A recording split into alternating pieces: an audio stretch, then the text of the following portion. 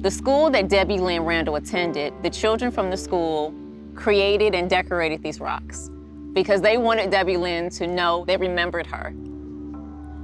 A community came together, and that's what it means. Inspiring all girls to be strong, smart, bold. It doesn't start with just one person, but it starts with a village. This is the reason why Girls Inc. of Greater Atlanta exists today.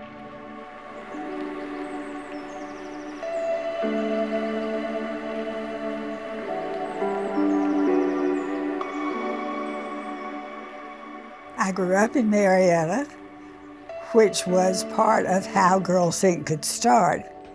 It couldn't have started in any other community, any other place.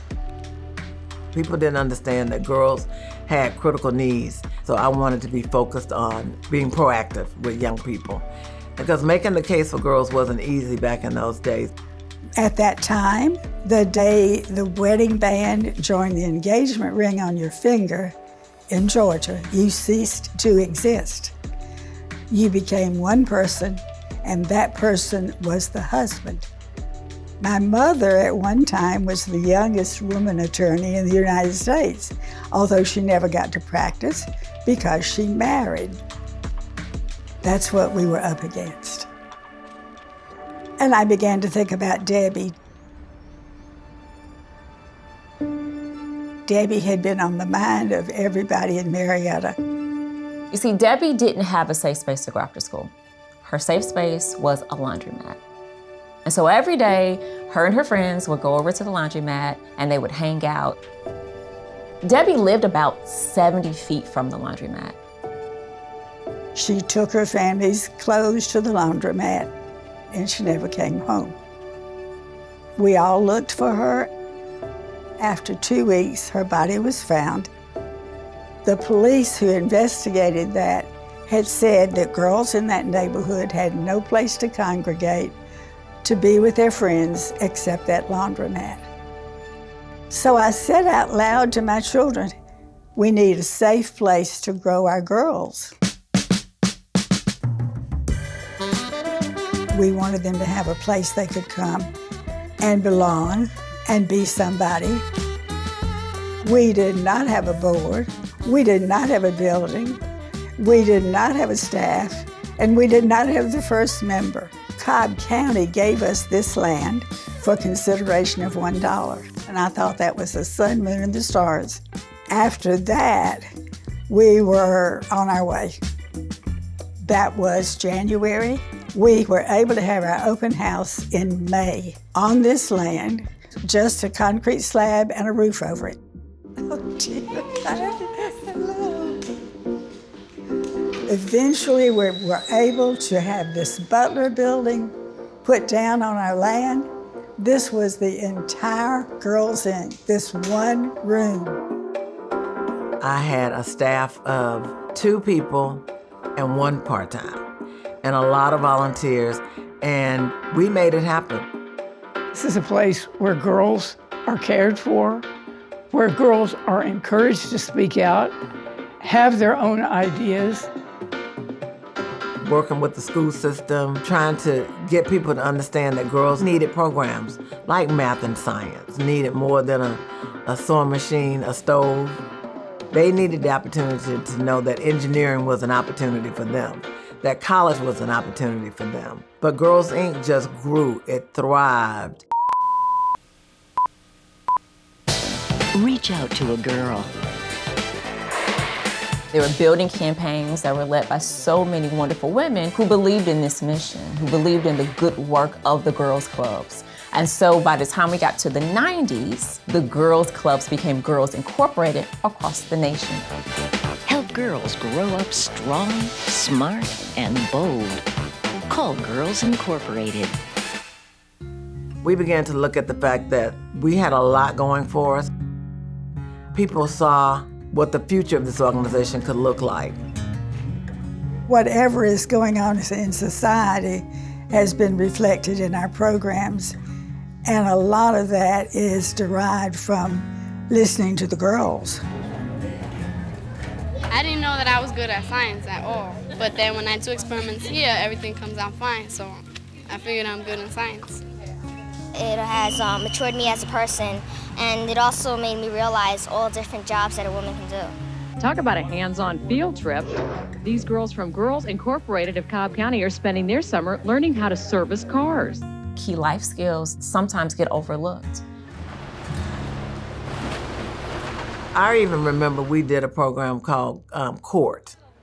And that was where we taught girls what to understand if they were stopped by the police, what to do if they were arrested. We took them to the court, we let them see the judges, we let them see the juries. And so out of that, we saw some girls actually go into law.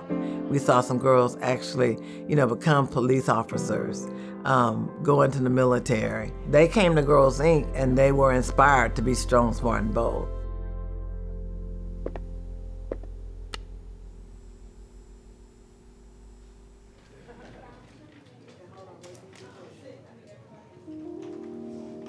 We want to create more women bosses, girl bosses. We want them to know at an early age that they can do it. And so what you'll find is that in our curriculum is really evolving to make sure that they are equipped. And so now as the world develops into more of a technology age, it really is about how do we prepare our girls for that world.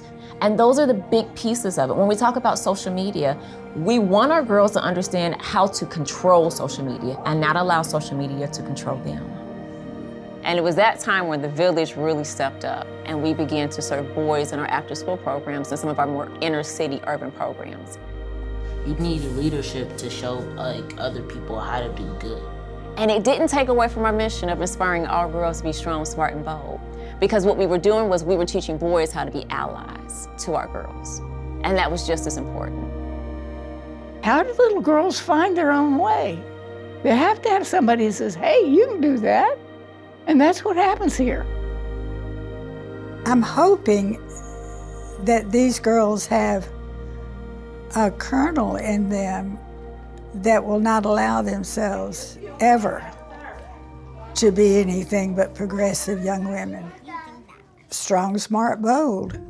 Our mission has been since the 1990s when we became Girls Incorporated to be strong, smart, and bold. Well, these amazing women said, yes, we will create this space.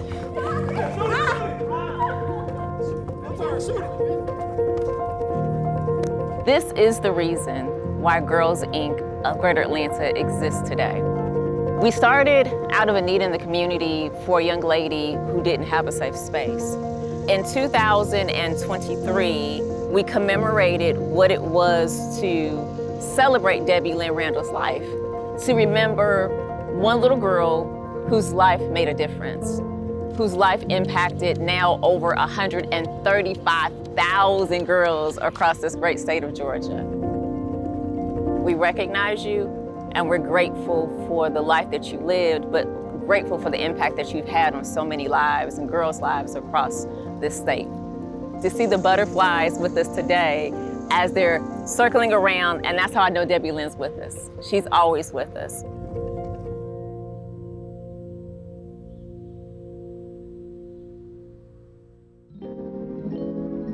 If we help these young women become strong, powerful women, and we did not also change the systems of the culture, we would have handicapped them for dealing with their real world, because girls are still struggling for a place at the table.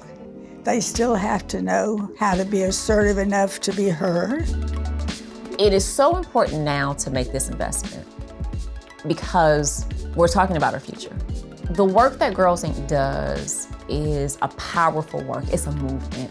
Our mission isn't just something cute to say of inspiring all girls to be strong, smart, and bold, but it really is a power statement. We as a community have to invest in our girls. We have to invest in ourselves.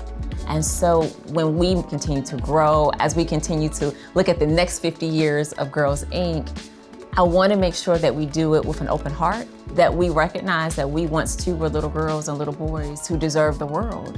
And when you look at the needs of our current environment right now, those needs are really focused around still creating a safe space. Girls Inc. was always that place where we were the resource. We've been that resource for 50 years. And so it is with that support that we're able to serve the next 135,000 girls. These are the girls saying, me, I'm a star. That's the whole Girls Inc. right there. All the stars, and they know me, I'm a star.